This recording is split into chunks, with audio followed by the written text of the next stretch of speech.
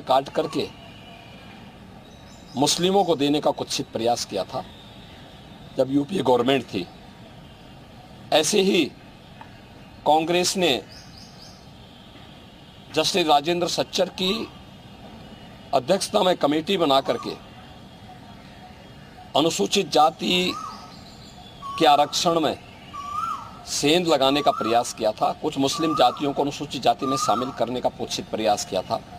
BJP और NDA ने उसका विरोध किया था। कांग्रेस की जब आंध्र प्रदेश में सरकार थी, उन्होंने उस वहां के ओबीसी के आरक्षण को मुसलमानों को दिया था। कांग्रेस की कर्नाटक सरकार ने मुसलमानों की सभी जातियों को ओबीसी में शामिल करके ओबीसी के आरक्षण में सेंध लगाया है। वेस्ट बंगाल के अंदर टीएमसी ने 2010 में 118 मुस्लिम जातियों को ओबीसी में कोलकाता हाईकोर्ट को, जिन्होंने टीएमसी के इस प्रकार के असंवैधानिक कृत्य पर जोरदार तमाचा मारा है और धार्मिक आधार पर आरक्षण असंवैधानिक है, बात स्पष्ट कहते हुए उन्होंने सभी मुस्लिम जातियों को इससे बाहर किया है। इसी प्रकार से बिहार के अंदर लालू जी पहले ही बोल चुके हैं कि मुसलमानों को, सभी मुसलमानों को आरक्षण मिलना चाहिए। इसका मतलब आरक्षण कहां से मिलेगा?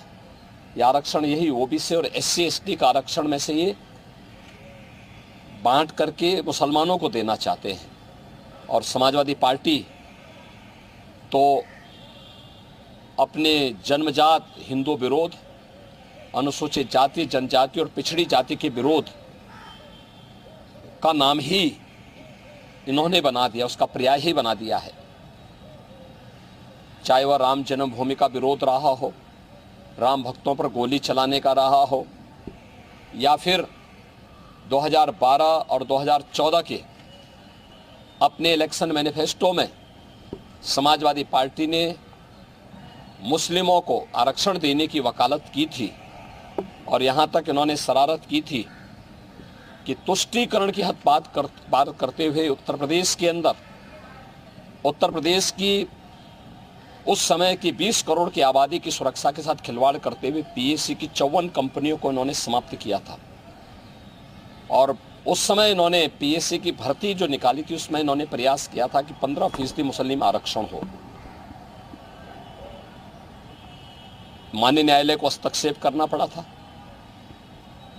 ये जो होड़ है, एक खतरनाक होड़ है।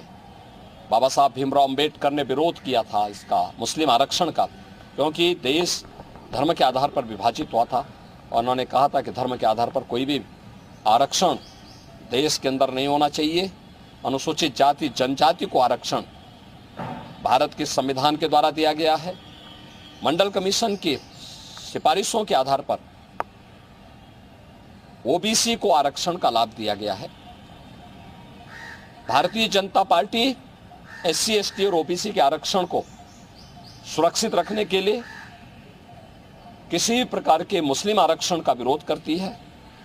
और दूसरा, मुस्लिम आरक्षण असंवैधानिक भी है। और अगर इस प्रकार की कुप्रथा को थोपने का प्रयास होगा तो देश की अखंडता के लिए एक चुनौती होगी। महाराज जी, कोई कोटे में कोटा डेवलप कर रहा है क्या? इसे अगर ये ऐसा करने में सफल होते हैं तो क्या वर्ग संघर्ष की स्थिति नहीं होगी? जो ओबीसी जिनको संविधान के अनुसार आरक्षण मिला है उनका हक मारा जाएगा, तो एक नए संघर्ष की स्थिति बनती है। देखिए, हमने कहा ना, बाबा साहब भीमराव अंबेडकर के द्वारा बनाए गए संविधान का अपमान है और भारत के संविधान की मूल भावना के विरुद्ध भी है। ये असंवैधानिक कृत्य है, इसे कतई स्वीकार नहीं किया जाना चाहिए।